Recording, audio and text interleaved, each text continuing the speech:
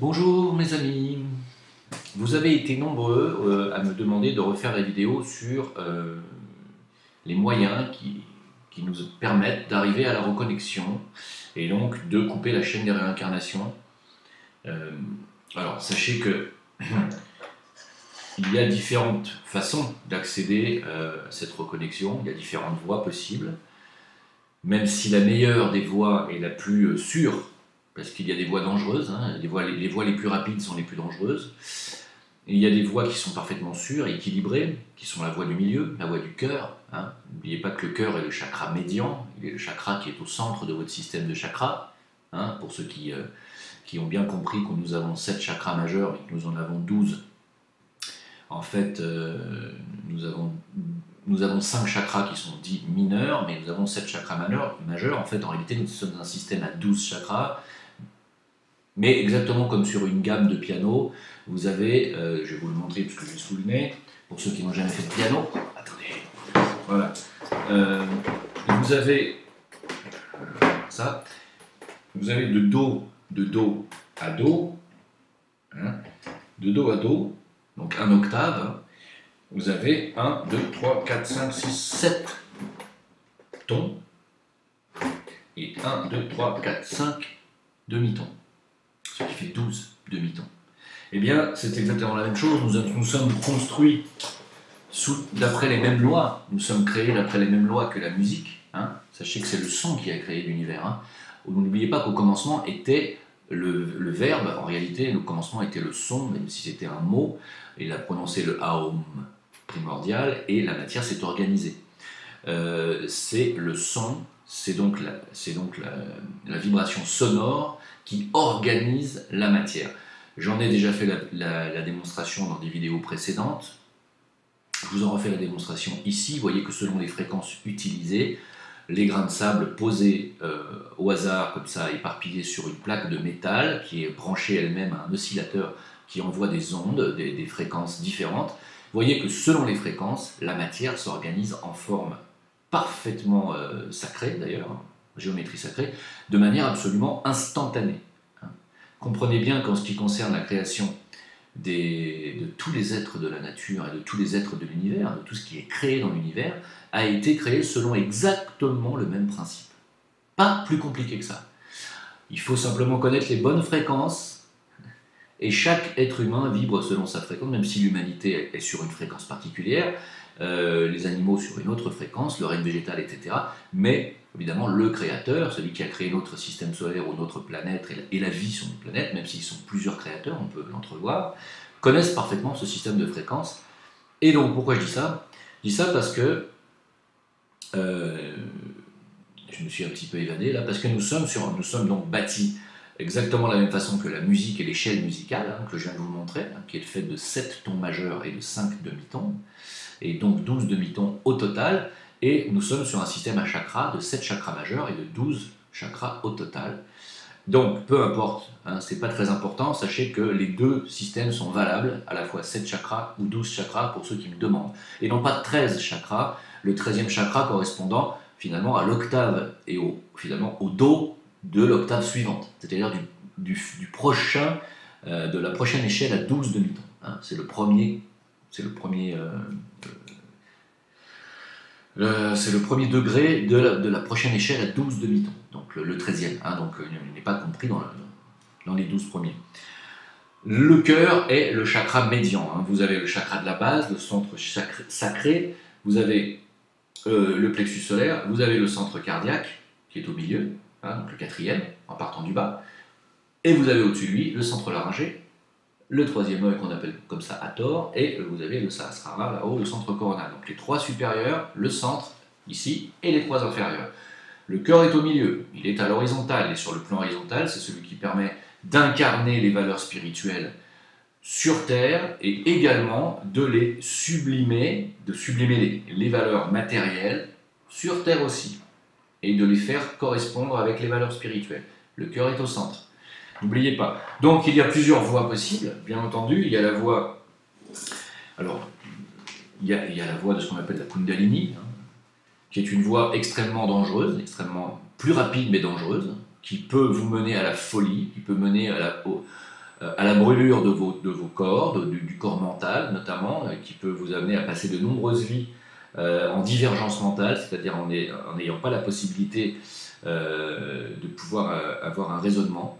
Ça, ce sont les risques de la Kundalini, hein, qui s'élève trop tôt lorsqu'on commence à la stimuler trop rapidement et qu'on veut la faire grimper trop rapidement le long de la colonne vertébrale et qu'elle fusionne trop rapidement avec les feux spirituels et que le cœur n'est pas ouvert. Hein, et bien dans ce cas, ce qui se passe, c'est qu'il y a une fusion qui s'opère et une fusion où le feu de la matière brûle les tissus supérieurs du corps mental et du corps émotionnel, et on se retrouve avec quelqu'un qui est complètement déglingué en fait en réalité. Donc c'est une voie dangereuse si on n'a pas un maître qui sait exactement ce qu'il fait et qui bien entendu saura vous faire éviter les excès de méditation et les excès en tout genre, car la voie de la Kundalini est un peu une voie excessive. Hein. Donc moi personnellement je vous la déconseille, surtout si vous êtes novice. Hein. Le truc à ne jamais faire, hein. On a déjà vu des cas de combustion spontanée, c'est-à-dire des gens qui prennent littéralement feu, qui brûlent, qui disparaissent, qui se retrouvent en cendres. Il reste un tas de cendres. C'est déjà arrivé. Hein. La Kundalini est quelque chose de puissant, et quand on ne la maîtrise pas, on ne joue pas avec. Voilà. Il n'y a que le cœur, il y a l'ouverture du cœur qui permet la montée de la Kundalini et la fusion de la Kundalini avec les feux supérieurs, et il n'y a que le cœur qui permet de réguler, en fait, les éventuels dégâts qu'il pourrait y avoir. La voie du milieu me paraît être la plus appropriée, de toute façon c'est la seule que je connais moi, et je ne vais pas vous parler des autres en réalité. La voie du milieu est la voie du Bouddha, hein, il faut le savoir. C'est la voie qu'ont emprunté la quasi-totalité de la fraternité de Shambhala, la quasi-totalité de la hiérarchie spirituelle planétaire, hein, donc Bouddha fait partie, dont le Christ fait partie, dont Jésus et les maîtres ascensionnés font partie. Oui, Jésus n'est pas le Christ.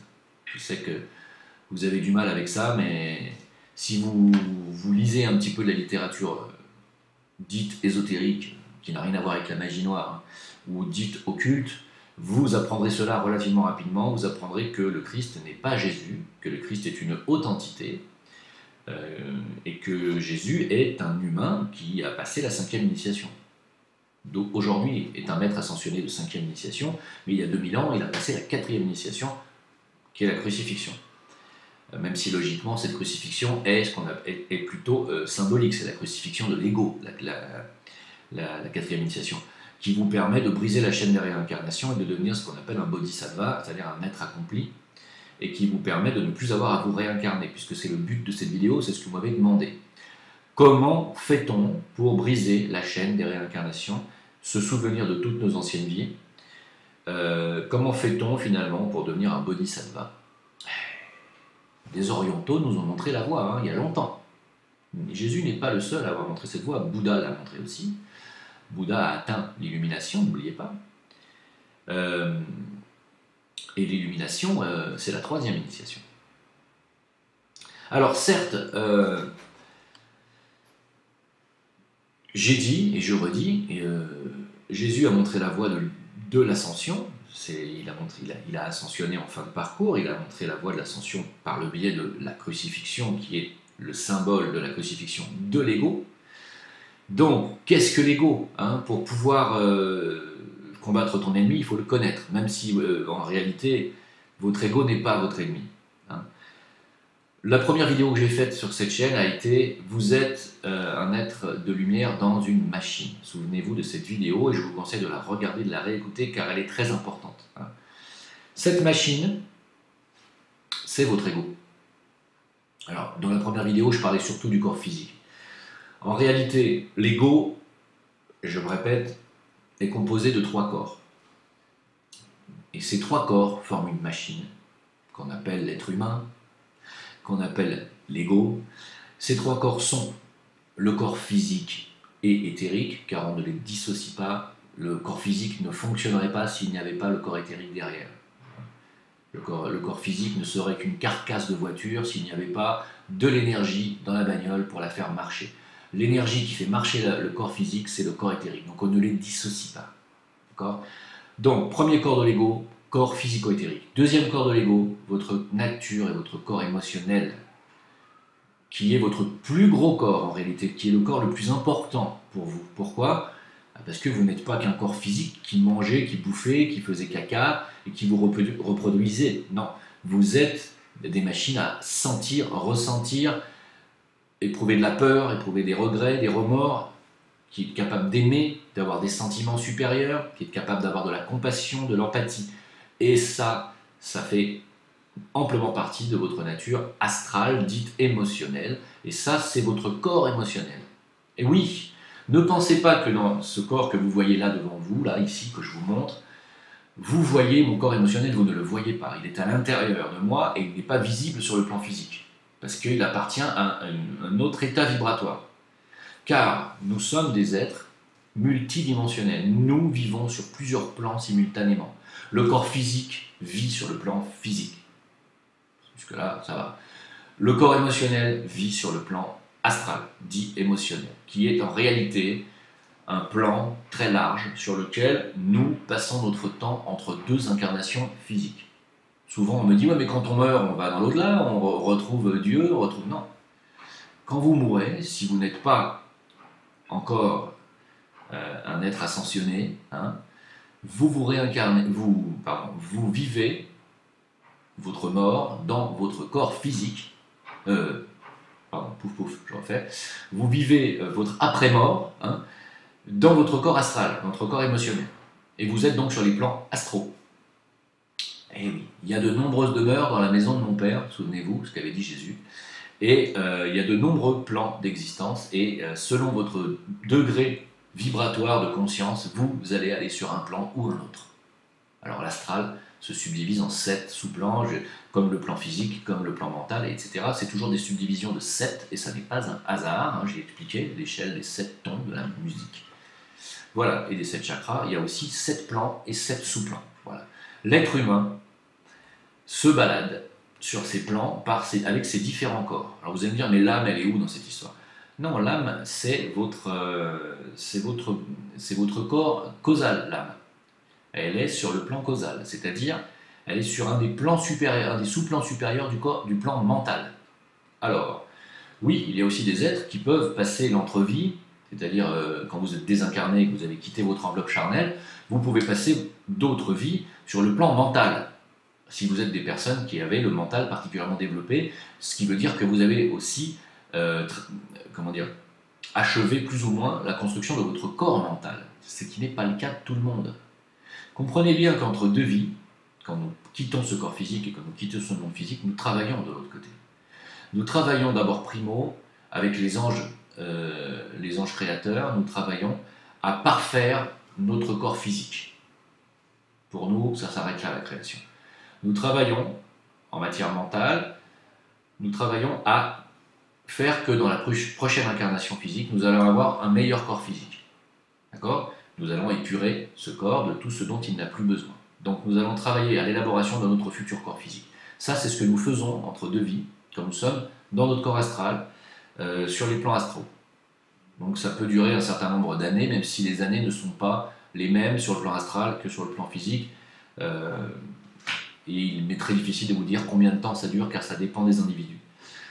Par contre, je vous conseille de regarder le film No Solar pour vous expliquer que lorsque vous mourrez, vous allez effectivement sur le plan astral et selon votre état, vous passez plus ou moins longtemps dans les hôpitaux de régénération de votre corps émotionnel qui, bien entendu, sont parfois dans des états pitoyables, surtout pour les personnes qui se sont données à des addictions à répétition et à long terme. Et il faut nettoyer le corps émotionnel de toutes ces addictions. C'est pour les drogués, c'est très difficile.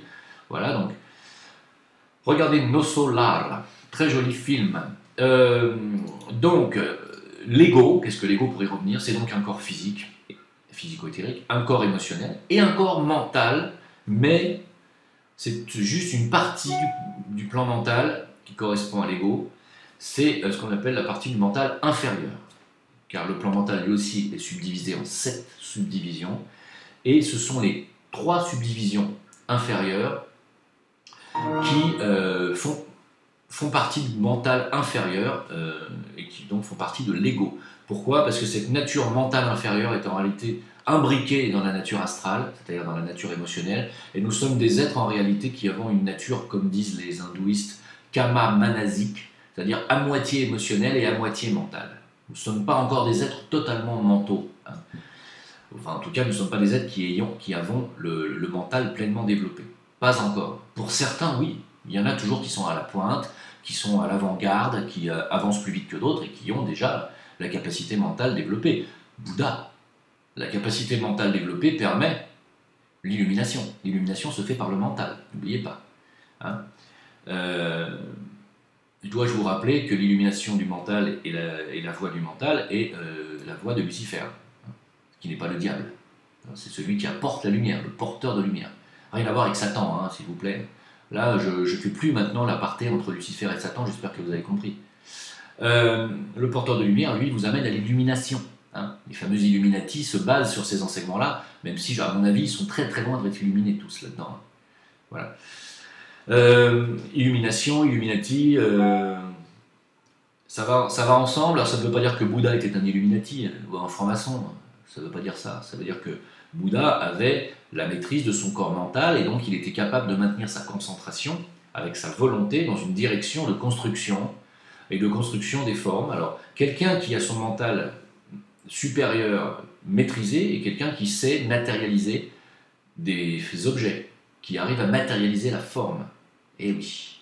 Et cela est possible lorsque vous êtes ce qu'on appelle un initié de 3e niveau, c'est-à-dire un initié qui travaille dans le mental maintenant, parce qu'il a réussi à maîtriser son corps physique, c'est la première initiation, il a réussi à maîtriser ses émotions et son corps émotionnel, c'est la 2e initiation. Désormais, il travaille dans le mental et la construction des ondes de forme, et dans la construction des ondes de forme, on utilise l'énergie mentale concentrée, ce qui permet effectivement de manipuler la matière. N'oubliez pas que l'énergie suit la pensée. Pensée en premier, la pensée est créatrice. Elle utilise l'énergie. L'énergie va utiliser la matière. Donc, la matière suit l'énergie suit la pensée.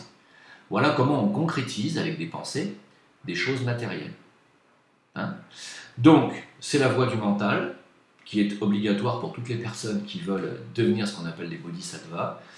Et tôt ou tard, le feu du mental va vous illuminer. Et grâce à cette illumination, vous aurez construit ce qu'on appelle l'antakarana, c'est-à-dire ce pont artificiel en matière mentale de lumière qui permet à l'âme, hein, donc votre nature causale, votre nature mentale supérieure et votre nature compassionnelle supérieure, va vous permettre d'être en liaison définitive avec votre âme. À ce titre, vous devenez un bodhisattva, c'est-à-dire vous devenez une âme incarnée dans un ego muselé. Muselé, ça veut dire que l'ego n'a plus de revendications. L'ego, c'est plus lui qui dirige vos vies à partir de maintenant. Si vous avez atteint cette illumination et que l'âme vous parle en permanence, si l'âme vous parle en permanence, primo, vous avez ce qu'on appelle du génie, c'est-à-dire que vous avez réponse à tout, vous êtes omniscient, hein, car l'âme est omnisciente, hein, et vous avez donc accès au plan supérieur du mental, et donc vous avez accès à la musique, vous avez un flot ininterrompu de musique, c'est pour ça que les grands compositeurs sont des initiés de 3e degré, comme l'était Mozart, sachez-le, ou Bach. C'est pour ça que c'est incompréhensible, hein. L'histoire de Mozart est strictement incompréhensible. On ne peut pas devenir un compositeur à l'âge de 4 ans si on n'est pas déjà, avant de s'incarner, en relation directe avec son âme. C'est impossible. Hein.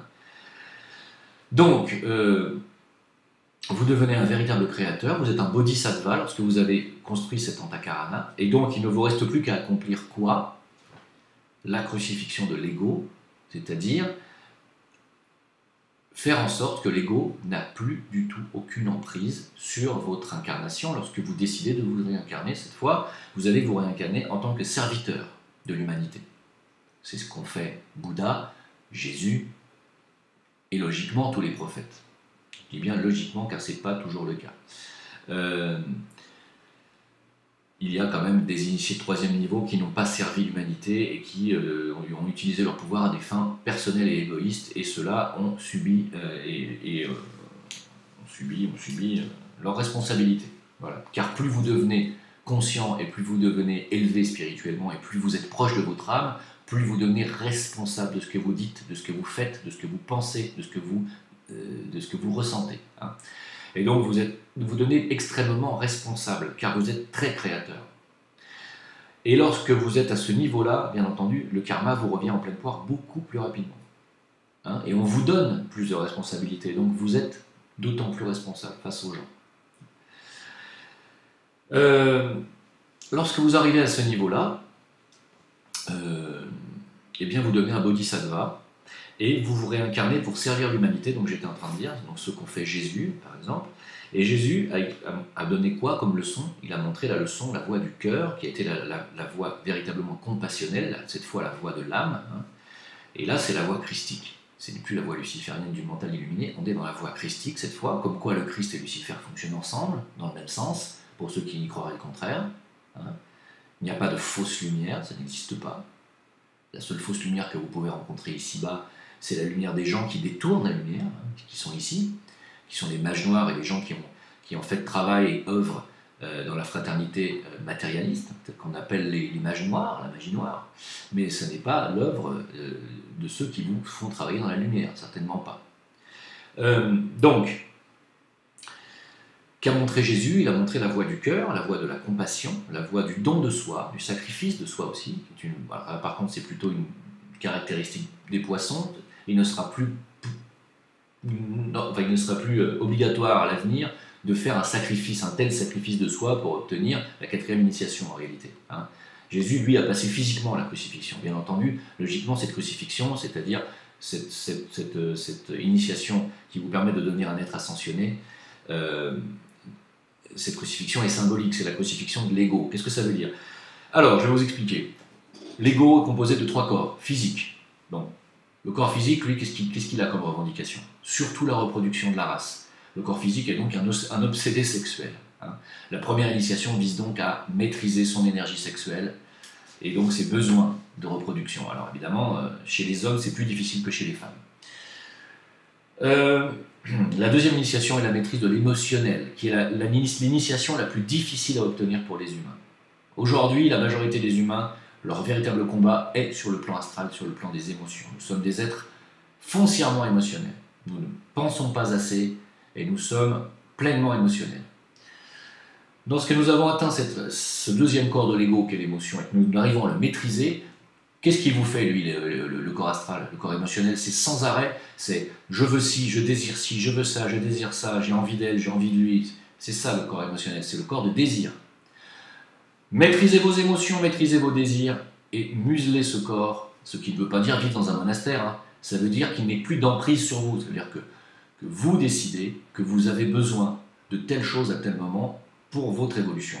Ça ne veut pas dire niquer à tout prix parce que vous avez des pulsions. Non, tant que vous avez des pulsions, c'est votre ego qui vous maîtrise. C'est pas vous qui maîtrisez votre ego.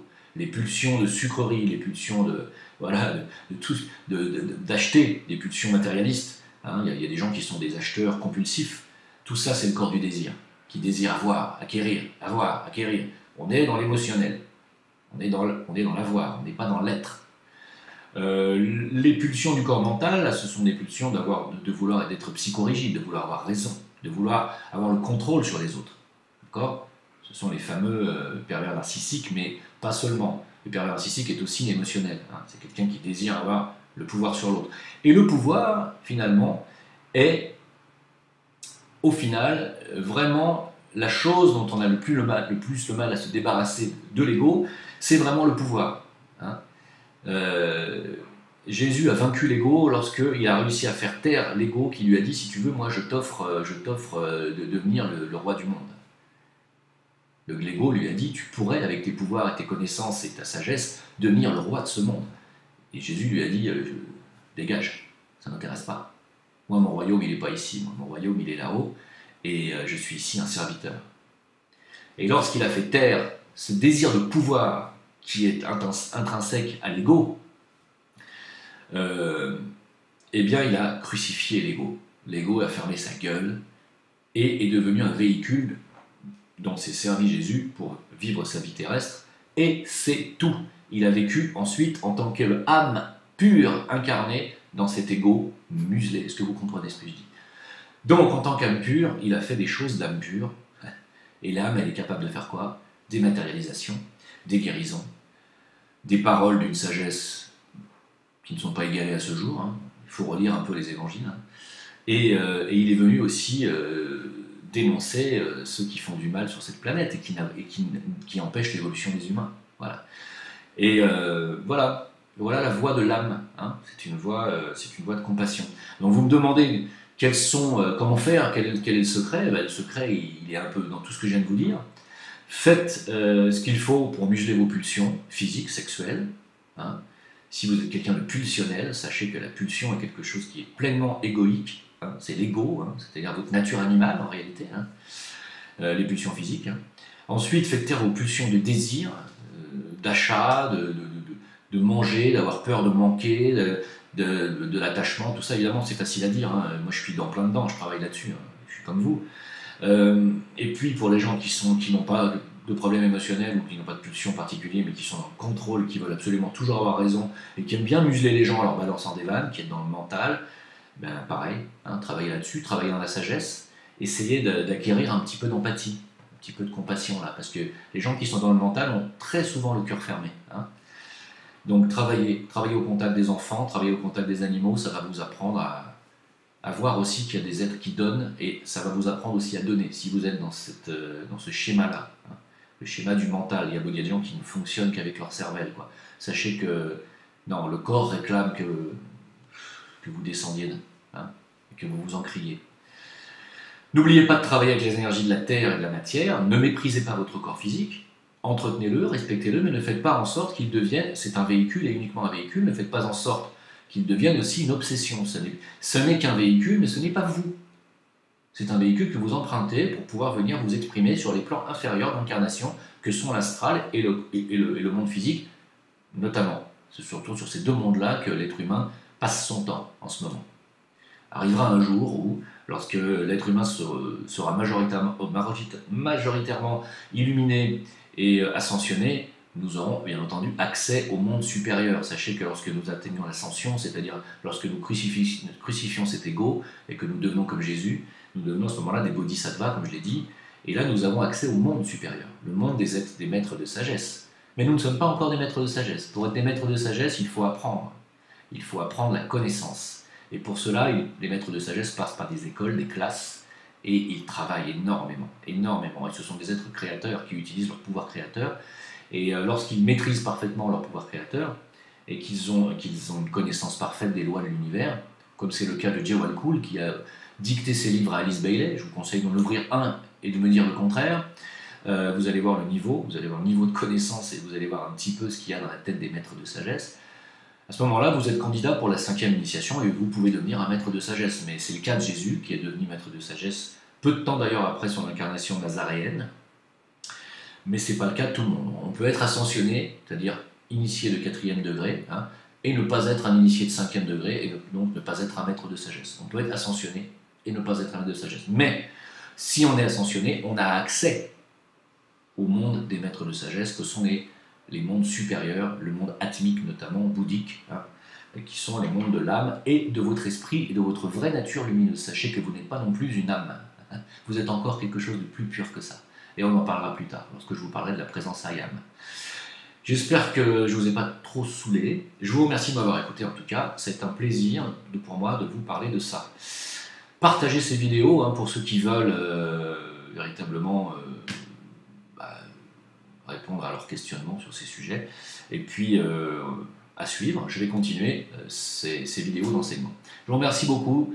À bientôt. Au revoir. N'oubliez pas que je suis pour les questions personnelles, je suis sur Facebook, la page Jim Le Veilleur, et sur VK aussi, la page Jim Le Veilleur. Vous pouvez me poser vos questions privées sur ce biais-là, et que sur Discord, il y a aussi un live spirituel, normalement tous les mardis, mais ça ne va pas durer, donc ça sera certainement tous les lundis soirs. Voilà. Je vous remercie, au revoir, et pour tous ceux qui veulent m'envoyer leurs dons sur Tipeee, sachez que le lien est sous toutes mes vidéos. Je vous remercie, au revoir.